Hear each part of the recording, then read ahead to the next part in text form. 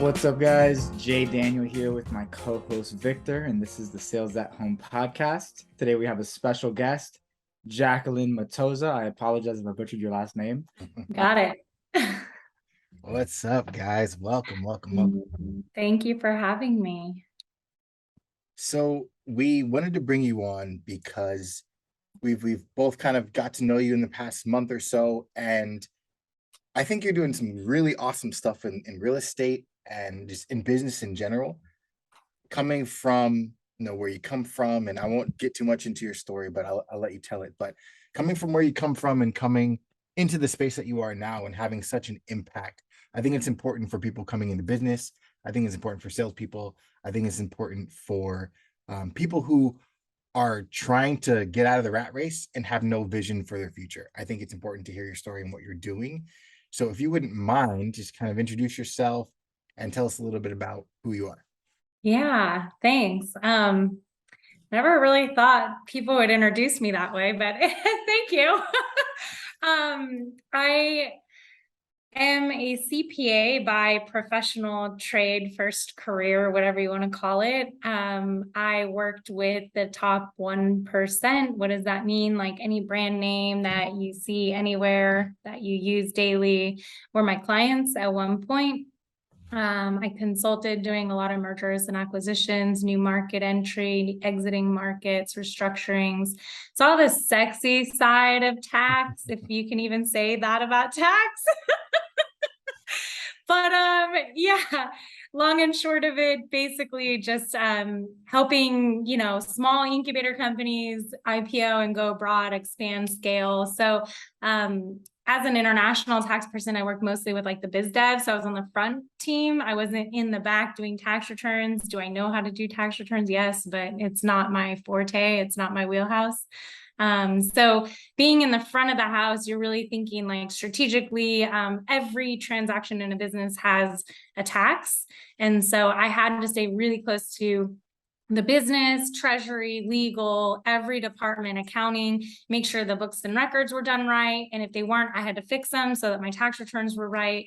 So very detail oriented and very nuanced job. And now I decided during COVID, after seeing so many mom and pop shops closing, my heart just broke. And I was like, you know what? It's time that I teach Americans money, and I teach Americans business, and I teach Americans real estate. Because if you understand real estate, you build a real estate business, and you understand finances in your real estate projects, you're pretty much lethal, and you don't really need to work for very long to get a lot of money. And then you can retire and not have to stress. And then you can go do what makes you happy rather than being stressed and grinding until you're 65 and a half, which is my motto. This is good because it plays into a lot of like salespeople too, right? Like, because for a lot of salespeople, they make commissions, but like it's feast or famine. So whenever it's a feast, they spend it all, or they invest it into, like a stock and get 5% a year, and then it goes down the next year. 20% down this year, by the way. Like, yeah, ridiculous. So, what do you see being like? I guess, let's say somebody's making 100 grand a year, right? So they're making like 8 grand a month, right? They're doing sales, they're starting to put some money away. Like, what do you recommend being those first steps they take to not be 65 and, talking to prospects all day? I tell everyone, live within your means and don't be broke. It's expensive being broke. It's really expensive. Credit cards, 24%. Shoot, you want a 24% loan? I'll give it to you all day, every day. Like it's just not logical at all. And this is where understanding money is really important, right? There's the old wise quote, I think it was Ben Franklin or somebody like that said, he who understands compounding earns it, he who doesn't pays it.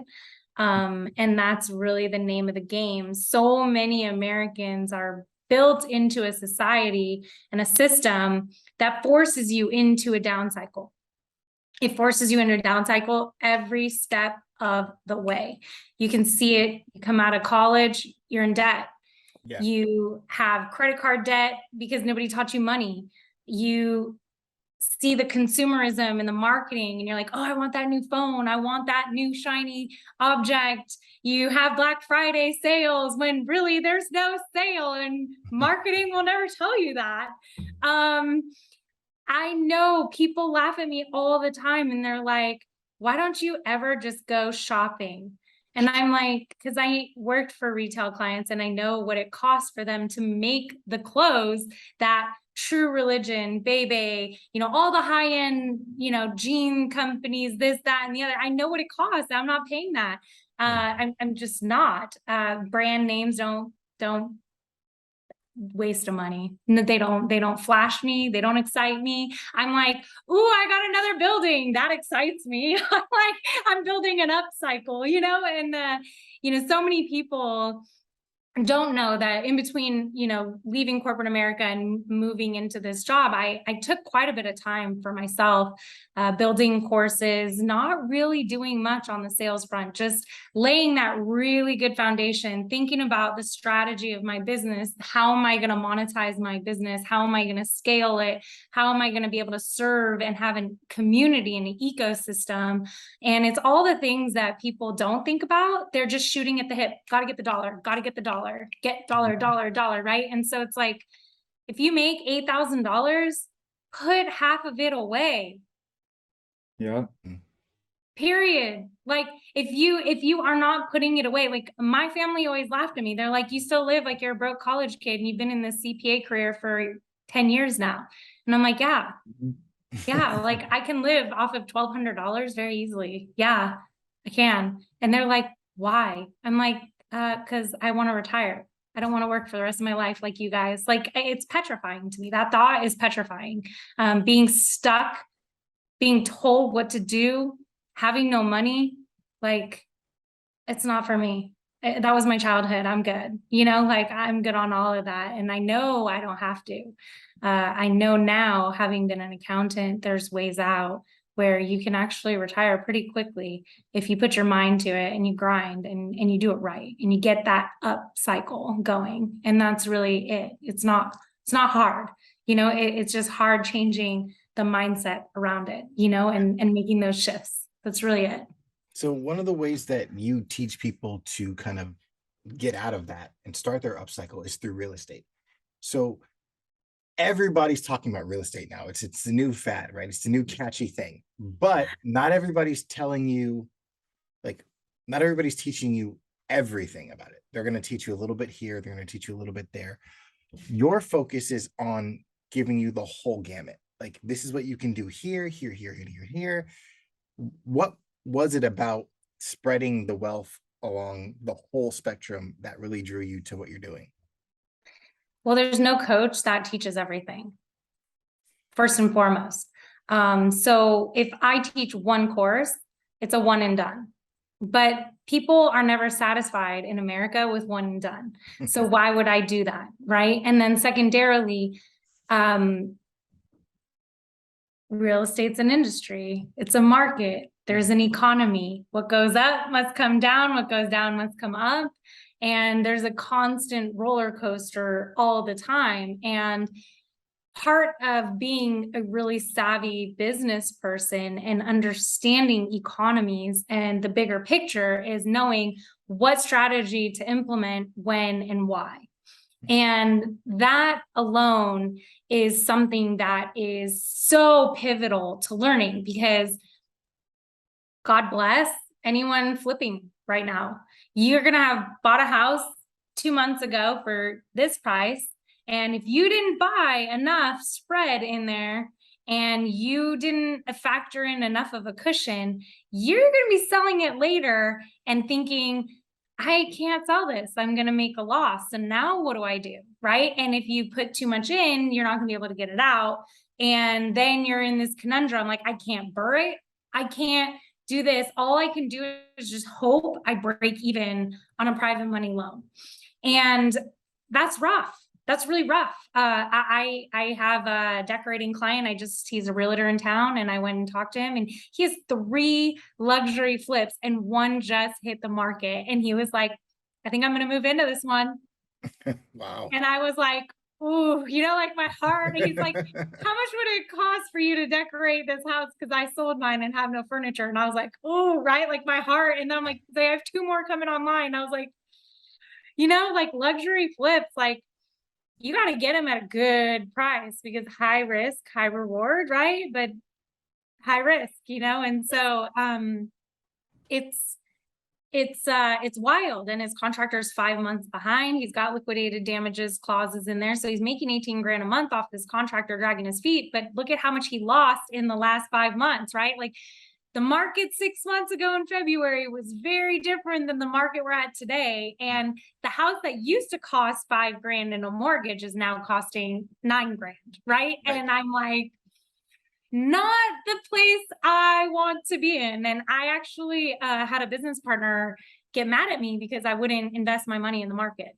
I said, this is not it. And she got mad and we're not working together anymore because of it. But there's a cadence and a timing to everything you do. And you have to understand when to execute what and why. Like right now, everyone should be in cash accumulation mode. Everyone should be pulling as much money together, collecting as much money, grabbing as much money as they can. They should be working hard for it. And then after that, when everything corrects and adjusts, then you go into buy mode. Because your money in real estate is made in the buy, it's in the acquisition. So why would you acquire as the market's like this? It's starting to teeter on the down. We already see prices coming down a lot in some markets. And I'm like, why would you want to buy right here? Because it's got to go, like you got to ride it out. And it's fine if you're buying long term.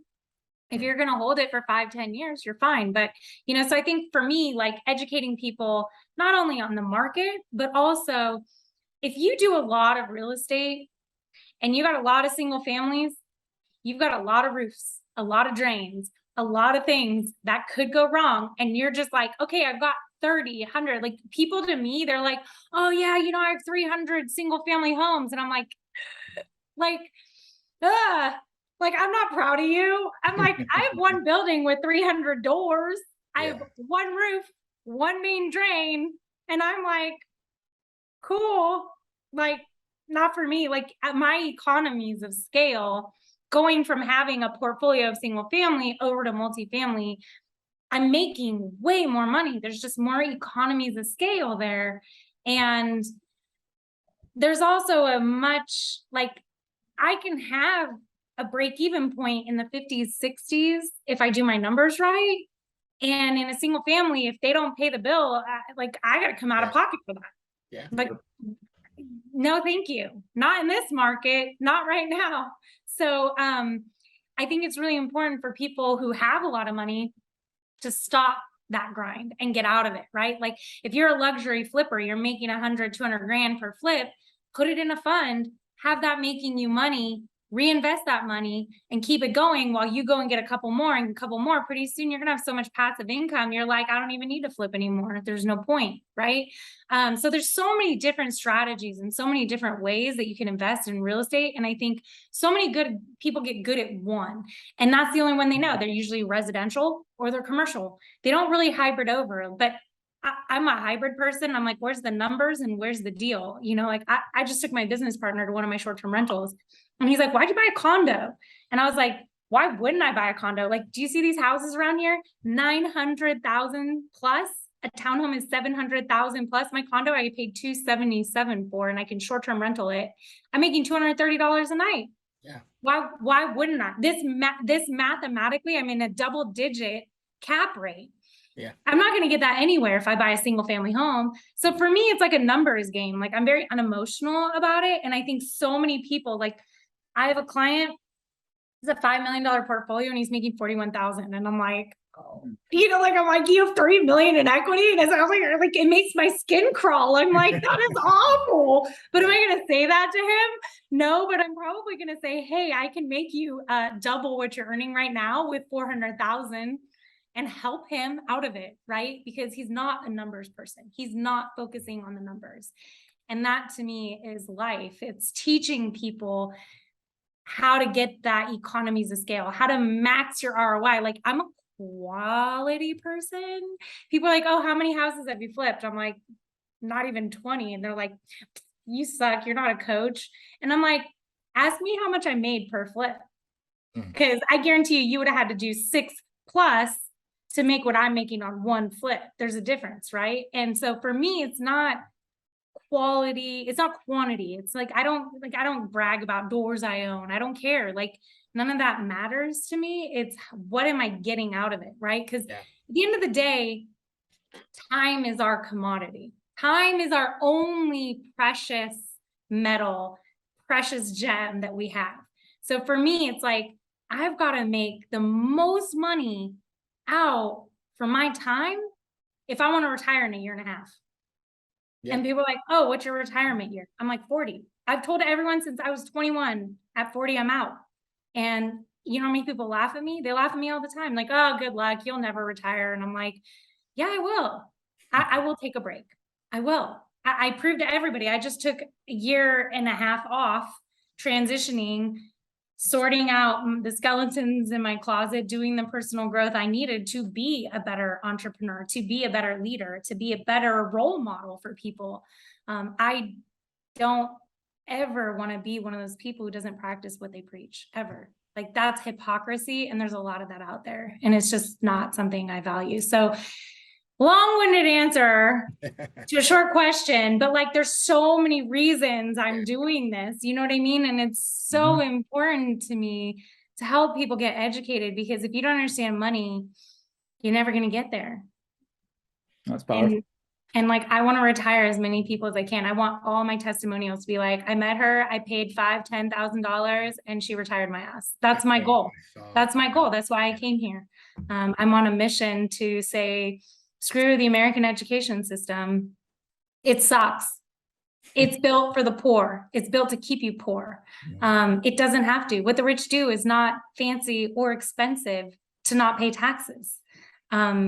They recycle their money and they just keep recycling their money instead of paying Uncle Sam. And it just makes sense. It's like, why not get more people there? We would be in a much better place if Americans were not in survival mode and they were thriving. It's huge. One thing I'm so that whole rant, right? Like anybody watching, like go back over and watch that, because like that's not something you need to know. It's something you need to internalize and follow. Like one and this is more so like just my curiosity and your opinion on this. So like, you know, traditionally, right, when it comes to like, you know, recessions and the economy and the market just kind of taking a hit, right? Normally like 5 to 8 years, you know, it kind of just happens, right? Some people are saying we're actually long overdue for a recession. We need one desperately. It's been 14 years. What are your thoughts on that? And do you feel it's going to be different than it has been traditionally, like this time around? So we are in a recession. I don't care what our president, what noise is going on, like news alert. It's October 10th, 2022. You are in a recession, America. And I think everybody knows that because the money has tightened everywhere. Everywhere. The logistics companies are slowing down. That's the first indicator. That means stores are not piling in the inventory. We've been in a supply constrained market since COVID hit. And for the first time, I'm like, oh, my shelves are back up. Oh, IKEA, you have some third, fourth, and fifth shelves back up again. This is nice. Maybe I'll start doing real estate again because that supply issue was rough. But no, it's one of those things where I look at numbers. Data doesn't lie. It's not emotion. It's not politics. It's not like I could care less about any of that, because politics is just to keep people fighting so they don't go after the government when really the government's the problem. None of us are. I vote for 55 and under. I've said this on other podcasts. Like I could care less about the politics. Like these people just all need to go. They're useless. They're not here to serve us. They're here to serve themselves. So at the end of the day, we've had more layoffs than we had in 07 and 08. The layoffs, massive layoffs, started in May. So what is that telling you? If you have more layoffs in May before the recession was happening, what's going to happen this November and December when everyone's trying to fix their financial statements? It's going to be deeper. Why? Because everyone's trying to hit their number for Wall Street. So guess what corporate America is doing right now? I can already tell you, they're sitting there looking at their Q3 numbers and they're in their management meetings, because I've been in a lot of them. And you're sitting there going, heads got to roll.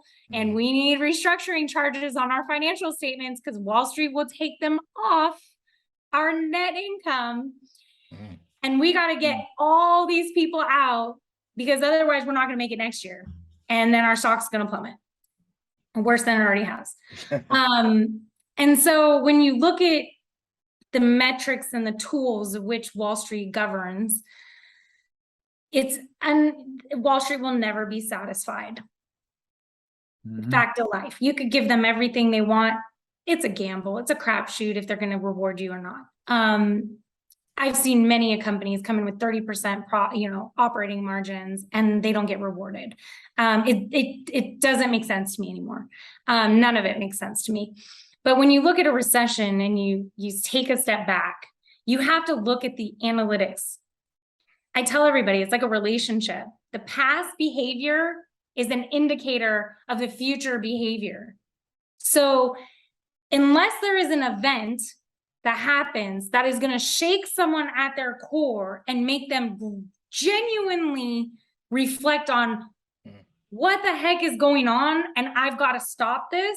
And that event has to be huge for someone to make cataclysmic changes, right? Like it's not going to change. So why is an economy any different? It's not. So if you look at layoffs, you look at the industries that are the first ones to get affected. When the food refrigeration logistics companies are getting less routes, people are not splurging anymore. The average American is cinched in. What does that tell you? That means November, there's not going to be as many Black Friday sales. So all of retail is going to have issues. That people are not going to be spending as much for Thanksgiving dinner. That the parties, the this, the that, all of it is going to kind of just cinch in. And that affects everybody, and it trickles, right? And we also know that as the rich get richer and the poor get poorer, not having a middle class, which ours has been decimated. Yep. That is going to grossly impact your economy, because your middle class is what spends. They're the spenders. They're the ones who are comfortable with their housing situation. They're comfortable with their cars. They're comfortable with their life. They're comfortable with their kids' expenditures, and everybody's hunky dory. And they're like, let's go on vacation. Let's go here. Let's go there. Right. We don't have that anymore. We have this wonderful thing that no one wants to talk about called crypto. Over $1 trillion went out of US dollar money supply into crypto. Mark Cuban, Elon Musk, Jeff Bezos, Jack Dorsey. Let's just look at those billionaires alone and how much money they have in crypto. A lot. So that takes it out, right? Then you look at other macroeconomic indicators.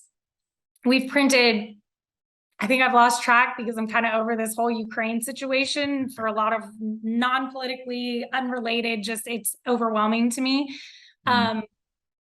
We printed at least over $2.6 trillion just for that. And then on top of that, we had $5 trillion between our $1,200 paychecks that don't even cover rent for a month. We've printed, I was about to ask you about this. Infrastructure, this, that. I mean, if you look at an economy and you look at, okay, when you're in a down economy, what do? The government does infrastructure. We already did that. They do tax reform. We already did that. They print money. We already did that. What's left to be done? We can't save ourselves at this point. And when do powerhouses lose their power? When they print money. So between you and me, like, not to get political, but like China's been awfully quiet right now. Yet there is a war with an ally happening right now.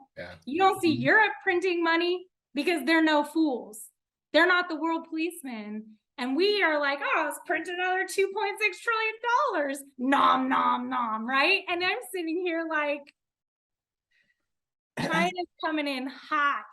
Has anything like this ever even happened before, where like I think 60 or 70% of like the currency at this point, like the US has created, has been like in the last 3 years. Like, has that ever happened before? At least in the US? I know in other countries you Not get in the US. hyperinflation, but It's happened before, and those countries crumbled. They lost their power. So America's a young country, and we're clearly haven't paid attention to, this is why I'm like, we're so busy fighting Republicans versus Democrats. Guys, wake up.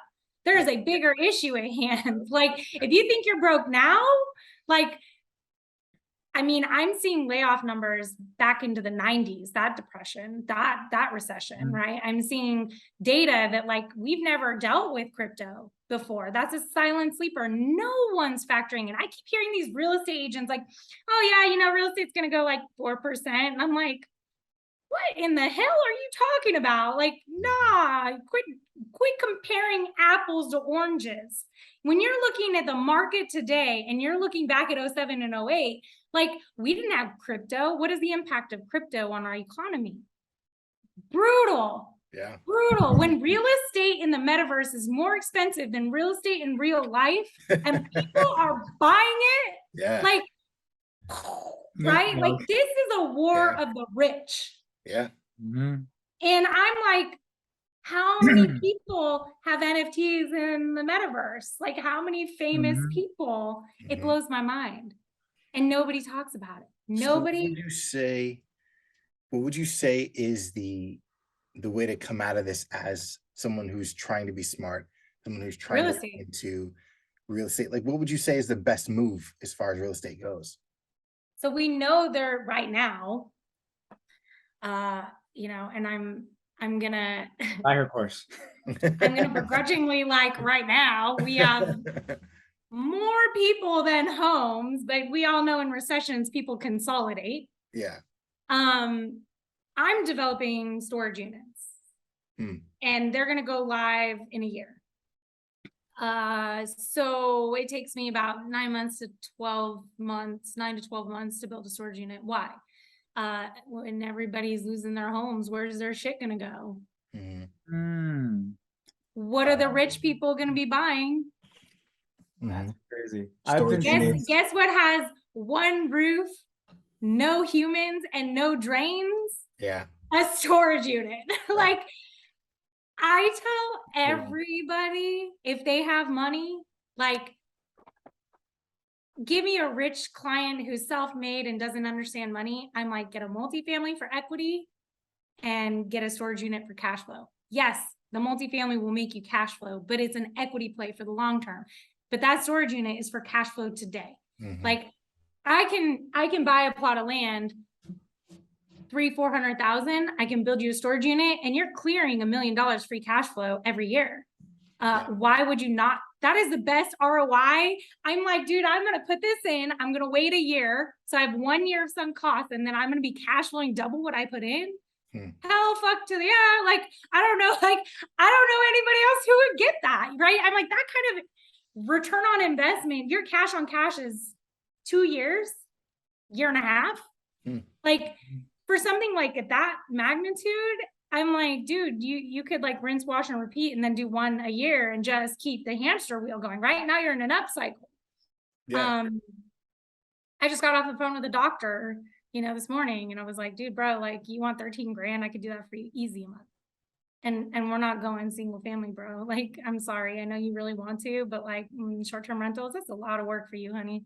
Like, I'll just retire you. How about that? Like, this doesn't make sense. It just doesn't make sense, right? But I mean, for me, I think, like, as we go into the down, developing, buying land, doing what other people are not doing. Like, the rich are doing things for a reason. Like, there's two kinds of rich people. There's rich people getting ready to make moves. Then there's rich people who are so rich that for them to leave their money in cash, because they're generating so much in cash every month, for them to leave it in cash, it's going nowhere. So they have to buy, right? I mean, one of my 9-figure friends just literally bought another 280 acres over in St. George, Utah. Why? Because Vegas is getting landlocked.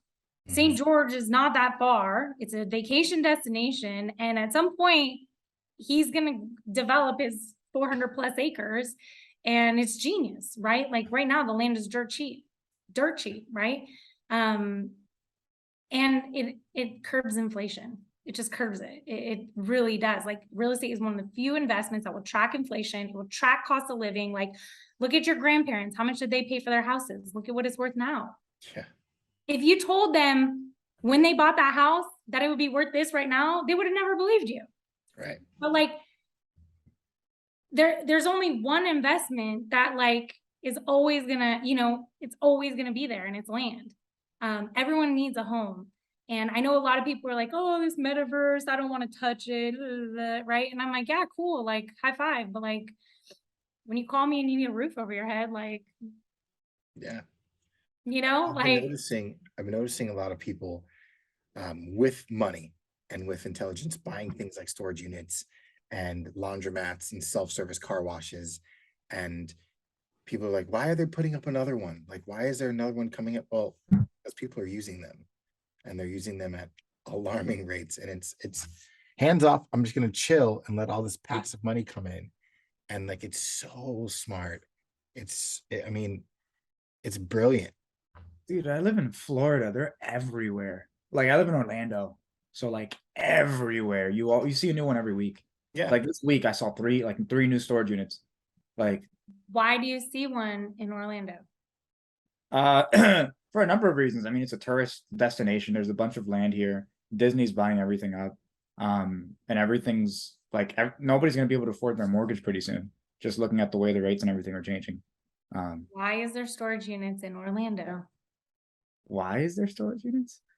If it's not what I just mentioned, I don't know. Oh, because that's did Orlando get crushed by the hurricane? It did. No. So if you've got valuable stuff and you live on the coast, where are you gonna park it? In the middle. In the panhandle on the west. Right. Where it's sheltered, it's not gonna get flooded. That's why are the storage units on the second floor more expensive than on the first floor? Yeah. Yeah. Like, think about it, right? Everyone's gonna go for that first floor unit who's broke until all their stuff is gone. They won't do that again. Yeah. Wow. And it's messed up. It's messed up, but it's real. It's true. And guess what? I'm like, my storage unit's metal. Like, come on in. We're open for business. All the water is out. I got my fans going. Like, I got just rent a bunch of fans. Like, it makes sense, right? It makes sense. Never really thought about it. That's why so much is happening in Orlando. And after this, how many more are going to get built after Hurricane Ian, right? Like, it's going to be even worse. Wow. Yeah, me and Victor are just getting like light bulbs on. No, that's good. I'm curious, what are your thoughts on inflation? Like, because there's the inflation, right? But it's like different for different products and different industries. I don't know. It's just very high level, very general, open-ended question. What are your thoughts, at least in the US, about inflation?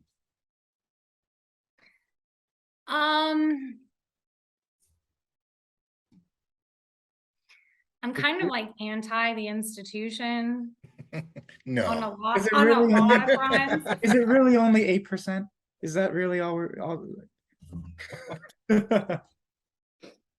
It's okay if we get canceled. We'll just start another channel. I don't know. Yeah. I think we can all agree that gas prices was a little bit more than 8%. Oh yeah. Like dollars more. Yeah. Like we went from 3 something to like 6. I was like, what is this? That's almost double. Yeah. It was nasty. In certain industries, like things have tripled in price. Like it's insane. Just like you said, right? If you look at the numbers, you can tell like, wait, they're saying this is happening, something's going on. I think China is one of our largest steel producers. China is an ally with Russia. You think any of this is by accident? Like we can't make cars because we can't get enough steel, and we're being told it's COVID.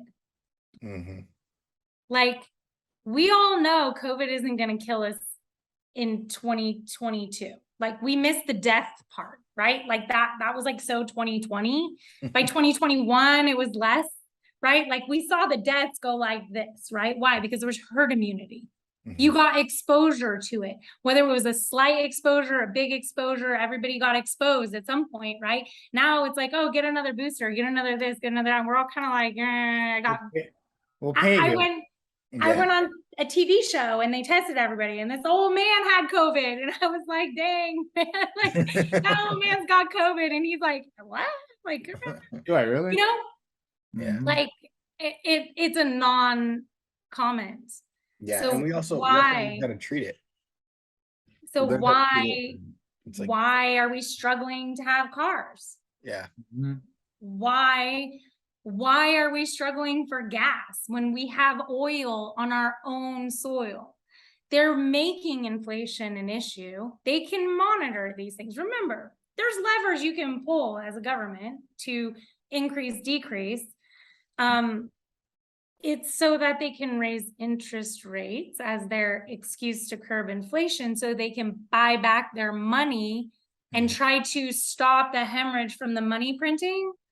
Like, that's what you do. If you've overprinted money and you're worried about your economy, you're going to try to buy back some of the money as the government, as the reserves, so that there's less in supply, so that your dollar becomes stronger between countries, right? And so you raise your interest rates in hopes that people are buying T-bills, but what did the rich people do?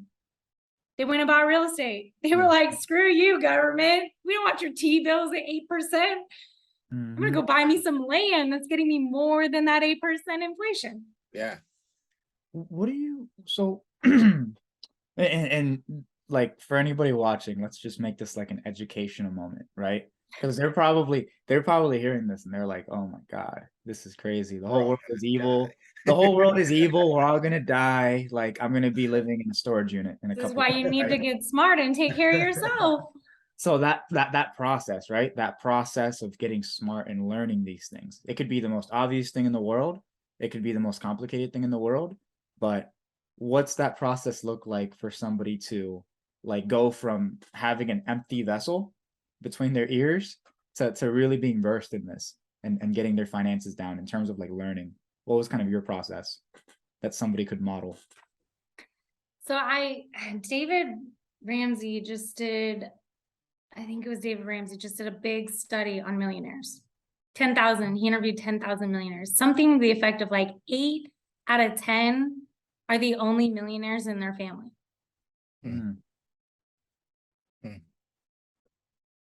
8 out of 10. I believe it. So that tells you the Rockefellers who have generational wealth, like generation number 2, generation number 3, generation number 4, why do they still have money? Not because they're millionaires, let me tell you that. Because they got a bomb trust going on. The Carnegies don't even have 1 millionaire in their family at all anymore as of 2016. The Rockefellers are worth 16 billion because they have a bomb ass trust going on, right? So one person got smart and said, I'm going to hook my bloodline up forever. I'm going to leave a legacy. So I think there's a couple of things that happened for me. One, I raised my standards. I tell my students before they even show up on a sales call, I'm like, look, we're going to set a goal. What's your goal? I'll use my client this morning, $13,000. He's a doctor. I was like, okay, $13,000, cool. So let's not make it a goal. We're going to make it a standard. You will have $13,000 in your bank account every month while you are a doctor. It's not optional if you're going to come in my program. So what does that look like to you? And then I'm going to disrupt that even more. And then you're going to sit there and be like, well, shoot, right? That's my job. My job is to take you, and when you set a standard for yourself and you set a goal, they set a goal. Now I changed it to a standard. Why do I change it to a standard? When I left for college, when I was 16, there was an event in my family that made me literally look my parents in the face and say, the hell with all of you. The hell with all of you. You guys are batshit. And I'm done. I'm done being the parent. I'm done refereeing your marriage. I'm done. I don't want to be involved. And I said, I will never, ever need my parents ever after I get out of this house. It was a standard. I made a promise to myself. I said, I know real estate. I spoke to a rich investor lady. She gave me the best advice of my life. And it said, if you understand money, you can understand everything. Go get a degree in money. So my neighbor was a CFO of Cisco Systems, a tech company. He was selling his house and buying an $80 million house, while my parents were sitting here, IPO'd a company and shit the bed and going bankrupt, because 9 out of 10 millionaires go bankrupt. So I'm like, what in the heck is going on? None of this makes sense to me. I'm 16. We had this very intimate personal event in my house that happened at 16. My parents' marriage went away. And I'm like, okay, that British lady told me, go learn money. Yeah, I'm not going to be this way. I'm not going to need money. I'm not going to repeat this anymore. It was a standard. I immediately changed my mind from a victim, oh, poor me, someone else needs to take care of me, to I am going to take that car wheel. I am going to slam my foot on that gas pedal and I am out of here with my middle finger up and nothing but the rear view mirror pointing back. Like, I am not looking back. This ain't it.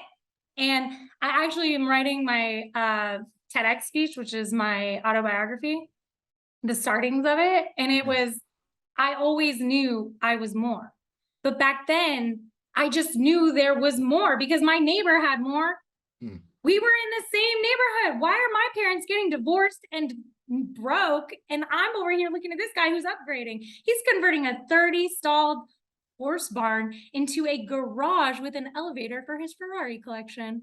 I'm like, it doesn't make sense. There's more out there, is what I used to tell myself ever since I was a little kid.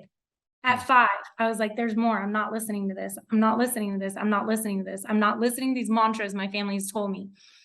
I'm going to get educated. I'm going to have the most options because the person with the most option always wins. And I was like, that's it. I'm out. 16. I committed to myself. I will never need my family. I graduated high school at 17 and I never looked back. I've asked my parents one time for money. I asked my mom one time for money. That's it. My whole adult life. That's it. And I paid her back within a year. So I committed to myself. I made a standard. So for me, it's like, you have to commit. You have to say no more. Like, I don't care. I love corporate America and said, I don't care. One of my coworkers was laughing at me. She's like, what are you doing? Like, you just got offered a head of tax role over here where you'd be making 7 figures. And I was like, great. No, thank you. I'd rather be broke, alone in a desert in Nevada, building my businesses than dealing with this corporate stuff. I raised a standard because there's no reason, if I can make 7 figures making a company a heck of a lot more money, there's no reason I can't make it for myself. There's a standard and a belief. Like, I'm going to make it for me. Why? Because I know how much I'm making these companies. If I could make 1/10 of what I made them, I guarantee you it would be way more than 7 figures. So why would I not bet on myself? Why would I not put my money where my mouth is? Why would I not believe in myself if I do it all day at work? Like, I just need to get that little bit rolling and then I'm good, right? So I think, like, when you're thinking about making a change, like, don't set a goal. 80% of goals are met. Not even. I think it's like 20% and 80 fail, right? Like, how many people are like, oh, I'm going to lose 10 pounds. In America, like, I bet you that's like a 5% achievement. I say that one is a very low probability, right? So like, you just have to say, like, look yourself in the mirror and be like, I'm tired of being a fat person. I'm not doing it anymore, right? And then you've got to figure out there's a decision, and then you've got to get tools. You got to get skills. You got to build your weaponry, right? Your arsenal and your toolbox. So clearly, we all know like calories in minus calories out, but sometimes there's hormonal issues, especially in women. There's a hormonal imbalance. Do we talk about this ever? No, but like you got to learn a few things, right? Because we don't like to talk about the real root issues. We just want to give you a pill. Take a pill, take a pill. You'll be fine. You know, welcome to America. You know, but like I've lived in other countries, so I've seen a lot of different ways. I've lived in 4 to be exact. And like, it's just different. And you gather something from each one, right? And yeah, people are like, oh my God, you're so brave. And I'm like, I had nothing to lose and everything to gain. And I think that's where Americans, like, I had a guy talk to me. He's like, oh yeah, you know, I make 20 grand a year and I'm so broke and this and that. And I was like, oh yeah, man, that's rough. And I said, you know, well, you could double your money if you wanted to. Do you want to? You want a suggestion? Yeah, I want a suggestion. I said, cool. Got a lawnmower? Yeah. Cool. Go mow 6 lawns a weekend day. So 12 a weekend. And then back into that number. Oh, well, when am I ever going to have any downtime? I was like, bro, you just told me you want to double your money. Yeah. And if you're mowing 6 lawns, it should take you 6 hours. Unless you're like strolling down the street like that, or like it's acres, in which case you should be charging the right amount, right? And I was like, this guy doesn't really want to change. Like he doesn't want to raise his standard that he believes like I deserve this. And until you feel you're deserving, I talked to my business coach about this today, my business partner. I said, I am going to whack you over the head. And he was like, right, his face, like, what? I was like, I am going to whack you over the head. If I hear you say, I don't know if I'm worth it one more time, I'm either going to drop you as my partner. I'm going to whack you really hard to make you think twice to say it to my face. Because stop saying that crap. You like, look at what you're doing. And he was like, It's like, yeah. I'm like, how many people have done what you've done in the amount of time you've done? Yeah, I guess it just hasn't really hit me. I'm like, that's a different word. But then that means we need to take a step back and celebrate your wins, because that means you haven't acknowledged what you've been doing. You've just been grinding. And that's another thing that's wrong with Americans. They just grind and grind and grind and grind. And I talked about this morning. I did a post on my page because I had this epiphany. The last 2 weeks, I decided I was going to make a decision for myself and I was going to commit, and it was it. Like non-negotiable. I'm going to add $80,000 a month to my life on top of what I'm making. Non-negotiable. And I whipped all my teammates together, all of my business partners, and each one of them, I said, we're going to make 80,000. We're going to make 80,000. We're going to make 80,000. Back into that. How many houses do we have to decorate? How many courses do we need to sell? How many, right? And you work backwards, and then you put the pressure on. And you put the pressure on one of 2 ways. You threaten their existence and tell them you suck and you're going to go, right? Or you give them an incentive. Yeah. Or you can do both. Hey, let's have a friendly competition, right? There's multiple ways to motivate people. But the thing of it is like, at the end of the day, you're not going to make a change unless you like wake up and make a decision, right? And you have to be clear about it. Like the clearer you get, it's the same thing. Like when you're upset, don't open your mouth until you are clear about what you're upset about. Don't even waste your breath. Like I just got done telling one of my neighbors, I was like, yeah, you know, when I'm pissed, I just don't say anything. She's like, why wouldn't you say something? And I was like, why would I? Yeah. Because I don't know if I'm projecting. I don't know if I'm projecting onto someone. I don't know what offended me. Maybe if you know, right? But like for me, I'm like a highly emotional person, and I'm like, sensitive on top of that. And I know that about myself. So it's like, I'm just going to zip it. Right. But I have to get really clear. And then I can go back and communicate to someone very unemotionally and say, hey, when you did this, it made me feel this way and I don't like it. Don't do it again. Or if you continue to do it, we're not going to be together anymore. You're not going to be my friend, whatever, right? Set a boundary and follow through. Don't just set a boundary and ignore it, right?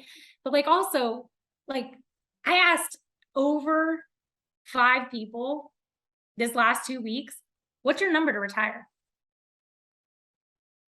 And the faces I got, I'm like, so what are you grinding for? And that's what's wrong with America. It's so good. We live to work. We live to hustle. We live to grind. And I'm like, again, quality over quantity. Where is your intention? Where is your focus? Where is your, like, I am such an intentional person. I'm intentional when I talk to people. I'm intentional when I interact with them. I'm intentional. Am I human? Yeah, some days I'm not. But 99% of the time, I know where I'm going, what I'm doing, why I'm doing it, how I'm going to do it, and how I'm going to engage myself. So I found myself a little off the last couple of weeks. So 2 weeks ago, I said, sit down with yourself, take a couple hours, stare at the walls. Like my entire personal life would laugh at me. They're like, oh, what'd you do all day today? I'm like, in my year and a half off, I was like, oh, I just stared at the walls. They're like, you just stared at the walls. And I was like, yeah, I was staring at the walls. Like, I'm processing a lot. There's a lot that just happened. Like, look at COVID. Like, how can you not be processing? Like, what are you trying to run away from it? Like, escape it? Like, it's here. What are you going to do with it? Like, you going to go and bury the skeletons and put it away forever? Or are you just going to like shove it in and let it like rot and smell later? Like, no thanks. Yeah. You know, like, no, thank you. But like, the more you commit and the more you get clear, like every one of my teammates knows the marching order. Every one of my partners knows the marching order. Everyone who's working for me knows the marching order. This is the goal per month. This is what we have to do to get there. This is how you're going to get there. This is what you're going to do. Or maybe you're not going to be on my team, right? Like, and either way, it's okay. But like, I know what I need to do. And if I can run 3 businesses and you're running 1 with me, get on it. Yeah. You know what I mean? Like, I'm bringing my game. It all starts in the head. It all starts with the mindset. All like, of it. You're saying so many good things. It's like you set your standard, raise your standard. Like you don't accept failure. Like period. No. This is what I want to do. This is what I want to accomplish. This is what I'm going to do. This isn't no longer a goal. This is the standard. And when you set standards, then you meet standards. And it's no longer acceptable not to. Exactly. And then you realize, okay, now that it's no longer acceptable not to meet this standard, what I need to do now is elevate myself to be above this standard. Because standard is not the ceiling, standard is the floor. And Correct. goals are often the ceiling, right? Goals are often, I'm gonna set this goal, that's the ceiling, that's what I'm gonna hit. I'm gonna hit it and I'm gonna be excited, right? But the standard is the floor. And so if you're going to meet your standard, if you're gonna be above your standard, you have to literally be above it. You have to elevate yourself mentally, physically, emotionally. You have to disconnect from everything that makes you suck. Right. And you rise above that standard. It's so powerful. And it's crazy to think that, oh yeah, the big mindset shift for me was just telling myself that I deserve more, so I'm going to be better. And like, that's the basic starting point for a lot of these people who are successful. Is I told myself I was going to be successful, and so I did it. I no longer accepted not being successful. Right. And it's like, I'm gonna listen back to this because I'm like mind boggled by some of this, but it's so like basic. It's just raise your standard and then elevate yourself above that standard. So now you're standing, let's break the word down. Now you're standing on a higher level than when it was a goal, than when it was just an idea. It's like the concept that Disney instituted, the DRC, the Dreamer Realist Critic, right? You have your dream, and then you put your realist into place as how can I accomplish this dream? And then your critic sits there and evaluates whether you're going to fall, where your holes are, all these things. But if you're not actually dreaming and you're not actually setting plans in place, like you said, I want to retire at 40. So what did you do? You set a plan in motion. You said, that is my standard. I'm retiring at 40. If you retire at 39, great. The standard was 40. You elevated above the standard. Like Right. it's I'm like shaking because it's like it's such a powerful statement, such a powerful thought that like it starts up here. It starts where you see yourself and how you evaluate and how you mentally place yourself in the pedestal you have to set yourself on and say, I'm And worth you have this. to lose a lot of people in that Yeah. process. Oh yeah. And that's why you heard me today. I'm like, hey, if you aren't going to be on the boat, you're going to Self-select be on yourself the out of my dock. life. Yeah. Because this boat, I don't care who you are. I will row 3 oars. I will find a way. I will get there. Like, if I got to boot you off and get your oar going, like, I'm going to do it. You know what I mean? And I think that's one thing that, you know, I just shuffled my businesses around and I just like redid everything in the summer for like the 3rd time. And I finally have a team that's like, this girl's not fucking around. And they're like looking at each other and they're like, I love it, but it's petrifying. Right? But that's how you know you're leveling up. Yeah. It's petrifying. It's like staring a shotgun down the barrel, right? Yeah. You're like, it's go time. And people ask me all the time, like, how are you so good at, like, you do everything, right? Like, I mean, this last weekend, 2 weekends ago, I was in Hollywood, and this person's like, I don't even know what you do everything. And I was like, yeah, because when you have no other option, there is a lot of pressure. I had no one paying my bills. I had no one supporting me. I had no one. Like, my mom moved in with friends to help pay some of my bills in college because she felt so bad, right? Like, I've never had the luxury of like, hey, mom, dad, can I have some money? I was like, hey, dad, you're bankrupt. You will put me as your dependent on my FAFSA, or I have to emancipate myself and like literally get rid of you guys in order for me to get financial aid. So what are you going to do, dad? Right? Like, I mean, it was do or die. Like, people look at me and they're like, oh, what would you know about coming to America? I'm like, French is my first language. I spoke 6 languages when I came to America. Don't talk to me about that. Like, don't let this face fool you, you know? And I said it earlier today, people mistaken kindness for weakness. And I can't tell you how many people in my life have looked at me and been like, I fucked up. Because there's no discussion. I don't need one. I just thank you for self-selecting out of my life. It's very simple. It's very simple. Life is very simple. Yeah. We make it hard. We are addicted to drama. Look at our news channels. We are addicted to all kinds of roller coasters. We're addicted to crazy. We're addicted to stupid. We're addicted to being a victim. All of these things, like I just named 5, but Americans are like grossly emotionally addicted to all the wrong things. And like, for me, I'm like, people are like, man, how did you go through so much in your life? And like, you're so normal. I'm like, because it's an event. It only matters if you give it value. Like, I literally just wrote my mom this letter because we're getting ready to like have a kumbaya moment. And I was like, look, like, I thank her for everything horrible that happened in my life. And like, one of the guys that was talking, like I'm talking to, he was like, I don't get how you could think that. I'm like, are you kidding me? Like, look at me. Look at who I am and where I am. Like, thank you.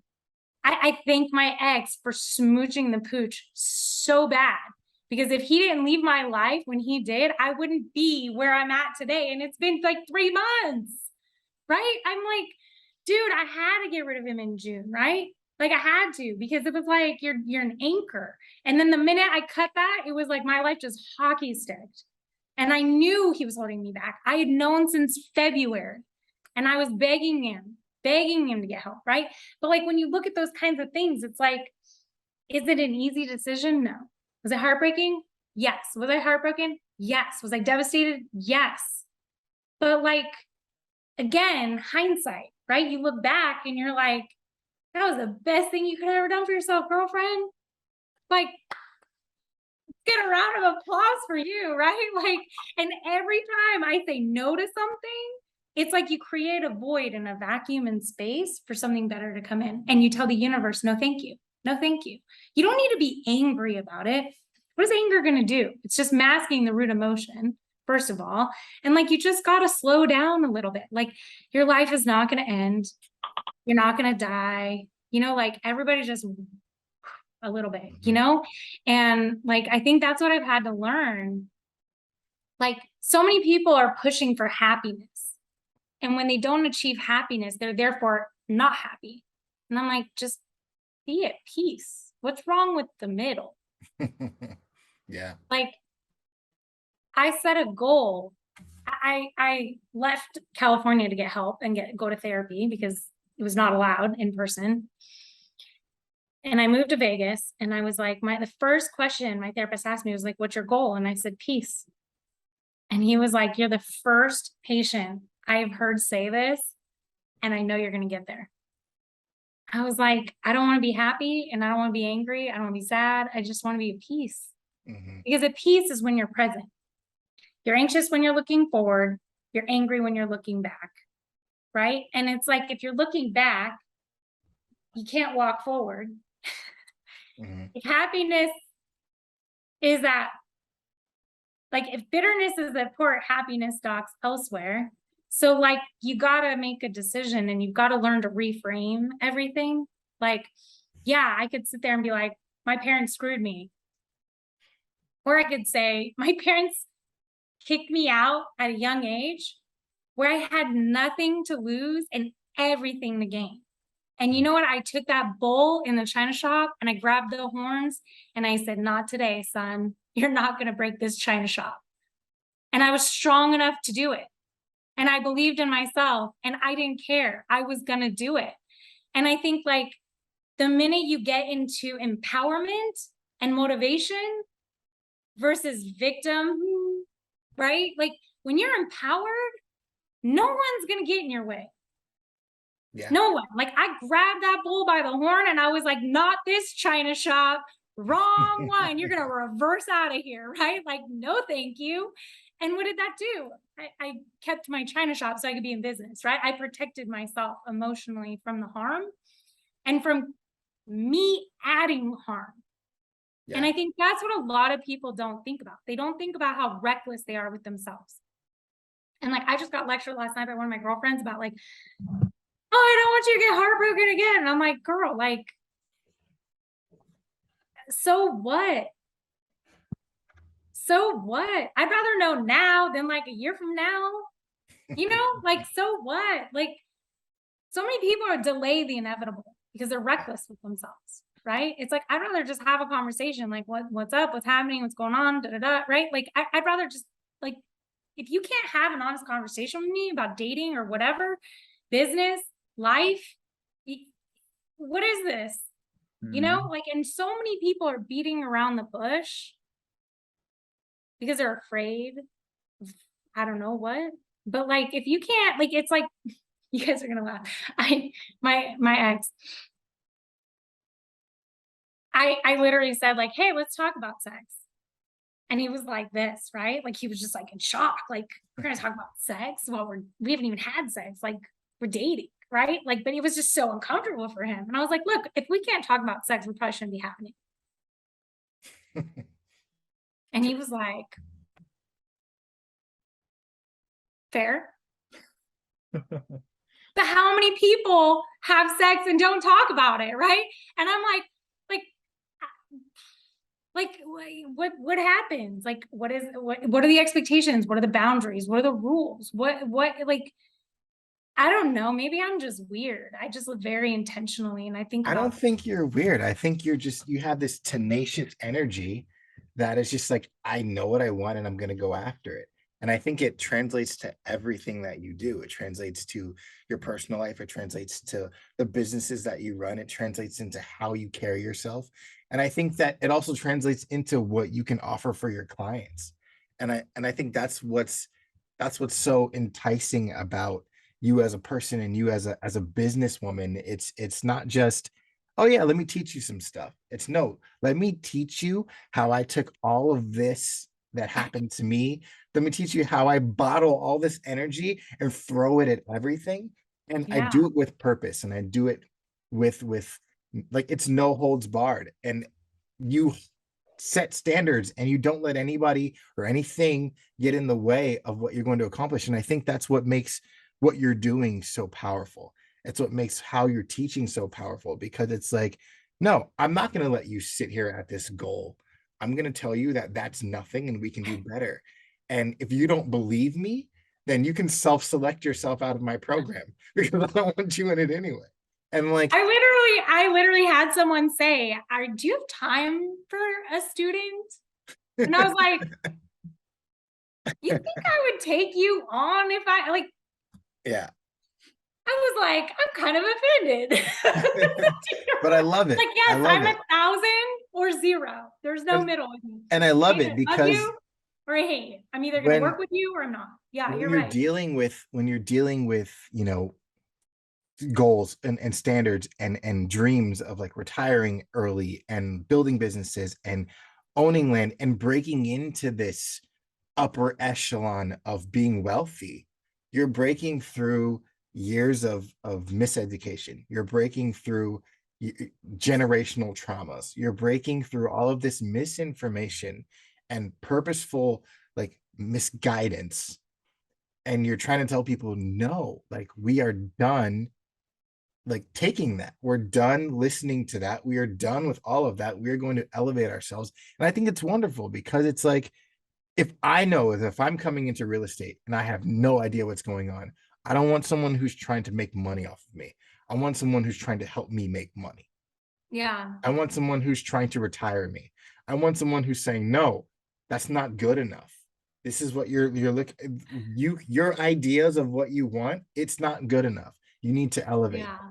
And I think that's powerful. And I think that anyone watching, anyone coming into, the thought of, oh, I'm in sales, I'm going to make much money, or I'm a businessman, I'm going to make a bunch of money, and you have no standard, no goal, no retirement age, no like vision whatsoever. This is so powerful. Like, what are you doing? No, that's not good enough. And I'm going to say it, it's not good enough. You need to It's elevate not. that. You need to find someone like Jacqueline. You need to find someone who's going to give you that energy and put it to use, because everybody else around you who's successful, and I'm not talking about, oh, I got a Lambo.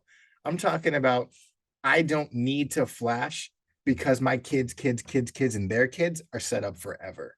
And Yeah. that's wealth. That's That's more important. power.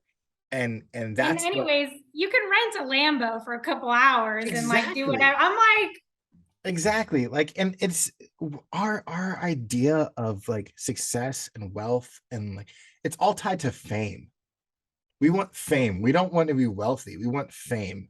And we want the fame that comes from success and being wealthy. But that doesn't matter. It doesn't matter whatsoever. And when you're doing it right, when you build that generational wealth, like, people start to recognize who you are, and they want to come around, and they want to invest in you, and they want to see what you're doing, and they want to put you on TV shows and interview you and all these things, because you're doing something important. yeah, And yeah. I think what we're glad we brought you on, because we wanted to highlight that. We wanted to highlight, I mean, we've both talked to you individually and we've both talked together, and it's like, this energy is refreshing in business. And like, I'm not here to like puff you up, but like, seriously, like, it's refreshing in business, because you have a lot of inauthentic, like, disingenuine people Yeah. trying to just take money from people. And we see it all the time. Yes. See it in businesses, we see it in salespeople, we see it in the people down the street. And when it comes to wealth and family, like, you're talking about livelihoods and people's livelihoods, and what can sustain them for years and years to come. I think you need someone with your kind of energy and your kind of purpose. And I think that it's super important to showcase that at every level. Yeah, I mean, I think for me, kind of to piggyback off of what you said, when I was in high school, I had to do a community service because I worked to a Catholic high school. And I picked old people homes because old people are nice, you know, like they're not going to be much drama. There might be a cranky one every now and then, but like I could always make them be nice. And I used to talk to them a lot. And I remember I got on this idea, this notion of like, you know, my parents didn't really teach me what to do. They taught me what not to do. So I was like, you know, I'm going to ask these old people some questions. And I asked every one of them, like, if you could go back and do something different, what would you do? And if you could redo something, what would you redo? And if you were to die today, what would your biggest regret be? And the stories and the things that I heard, it was like daggers in my heart. Not one said, I wish I worked another hour. Mm-hmm. Not one said, I wish I had a fancy car. Not one said anything about anything material. They said, I wish I went home sooner so my wife didn't leave me. I wish I spent more time with my kids because they grew up so fast. I wish I was there when my daughter walked for the first time. I wish, right? All these things, it's like moments. And I really realized it was like their biggest remorse and regret was like mishandling people they loved, mistreating them, not being there, absence. And it was like just the remorse and the regret of bad decisions. And then I'm like, well, what caused those decisions, right? I'm like one of those people, once I am onto something, I can't let go. I'm like, well, what caused those decisions, right? So the next weekend, what do you think made you do that? Ego, pride, selfish, not thinking about the consequences, not being aware, right? I mean, the comments I was getting, it was like therapeutic to me because like I have no ego. Like I get told oftentimes, like, you come off really arrogant. I've had a lot of people say that to me. And I'm like, don't mistake confidence and passion for arrogance. There's a big difference. Like there's always going to be somebody better than me. There's always going to be somebody smarter than me. There's always going to be, but like, am I happy with who I am and where I'm at today? Hell yeah. Like I look back and I'm writing this like speech and I'm like, dang, girl, like, right? And I'm sweeping out the last of my skeletons in therapy. And I'm like, oh man, I forgot about that. I used to try to choke myself to kill myself as a kid. I'm like, dang, like, I don't want to die now. Like, just as today, someone was like, oh, maybe we should just like go jump off a cliff. And I was like, no, I like my life. No, like, doesn't even cross my mind, right? But like, yeah, you just look back and you start to document and write and like think about like what those moments were that made you really reflect on life. And like to your point, right? Like it's not the Lambo. It's I don't want to die alone. Right? And I'm like, but this person is alone. They're gonna die alone. They're old, right? There's no spouse here. Their spouse divorced them, right?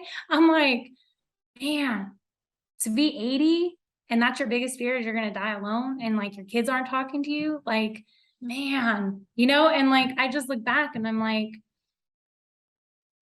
I would rather be heartbroken and devastated because I was too nice to someone and I was too kind and too giving and too generous than hurting myself in the long run. Like there's not any lack in my life. I get made fun of all the time. Today in the car, my partner's like, why are you still single? And I was like, well, first of all, I just broke up with my ex. Thank you. Remember June? But like, second of all, it's like, I choose carefully, right? Like, I don't want someone who's reckless with me and I'm not going to be reckless with them.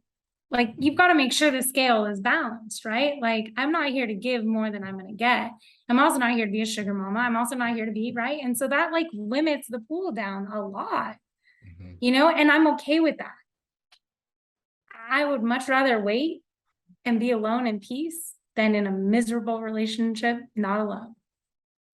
But so many people are like, oh, I want this and I want that and I want this new iPad, this new phone. I get made fun of all the time. I think my phone's like, I don't know, maybe like 6, 7 years old. No, it's not that old. Maybe 3. I'm gonna look. I'm trying to look. Holding myself accountable. It's old. And I'm like, people are like, oh, you're an Android person. And I'm like, yeah, like, I don't know. It's just funny. Like, I'll probably be that multi-millionaire with a cracked phone screen and being like, meh, fuck it. Right? Like that soccer player, right? Yeah. It's just a thing, guys. This doesn't define me. Yeah. Like this defines me. This defines me. Like not that, I don't know, man. It's a trip. This world is a trip. And I do not feel like I belong in this era, this generation. I'm like, I'm super old school. I'm super like, I don't know. I get made fun of all the time. Like, you're such a utopian person. You believe in this world that just, it's so 1950s white picket fence. And I'm like, well, why can't we have that? Oh, this is so good. Now, for anybody watching, like just watch it again. Just do it. And again, and again. Yeah, no, this was really good. We appreciate having you on.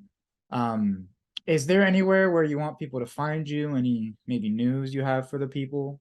For yourself? Or I was anything? on HGTV. I mean, there's only one of me. So if you Google my name, I mean, you'll find me. I can't hide. But yeah, you can Instagram Jacqueline.Matoza. I think on Facebook, J Matoza. You can find me on my website, JacquelineMatoza.com.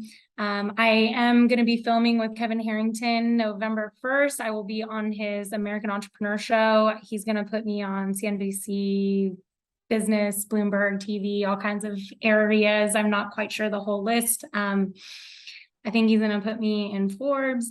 Yeah, I'm really excited to meet him. First of all, like, I don't even know why I'm going on TV with him. I'm like, this shark guy wants to go and hang out with me. Like, again, if you told me when I left corporate America, this is where you would have been, I would have been like, yeah, right. You know, but it tells me I'm on the right path.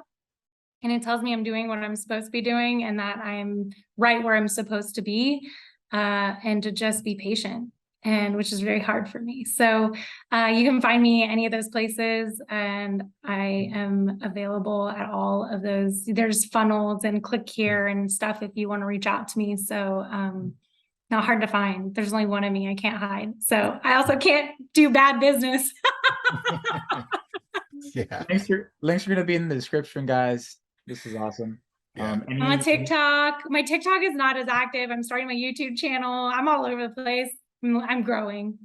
I'm a little baby fish in a big pond that I'm not quite sure what I'm doing. But yeah, thank you so much for having me. You guys are so, like, honestly, everywhere I like, right when I need something, I'm like, please send me something. It's like the universe is like my angels. They're like, ta-da.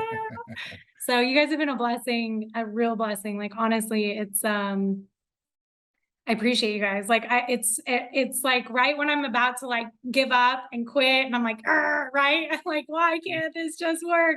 I have people like you who like put the wind back in my sails and like remind me why I started this journey, and it's very refreshing. So, thank you to you two for everything. Like, we all need those cheerleaders. No matter where you are in life, there are always struggles. You may not see them, but we all have them. So just be kind to one another, and, you know, live the life you want today, because tomorrow may not come. So just be you and do you and love the people in your life. That's really what life's about. Awesome. Couldn't have said it better myself. Yeah. Love it. Well, guys, this has been Sales at Home podcast with Jacqueline Matoza. If you guys have any questions, you can hit her up. We'll leave her descriptions in the links in the description. As always, you can ask us questions. We can relay them back and forth. Guys, I mean, this is ridiculous. The amount of just information and nuggets you get. If you're looking for someone to help you get into real estate, Jacqueline is your girl. If you're looking for someone to just kind of help you come along and figure out your finances and get to a point where you're financially stable and strong and healthy, Jacqueline is your girl. As always, Jaydaniel and I appreciate you guys watching, and we'll see you soon. Thank you. Thanks for making me your first girl guest. Please.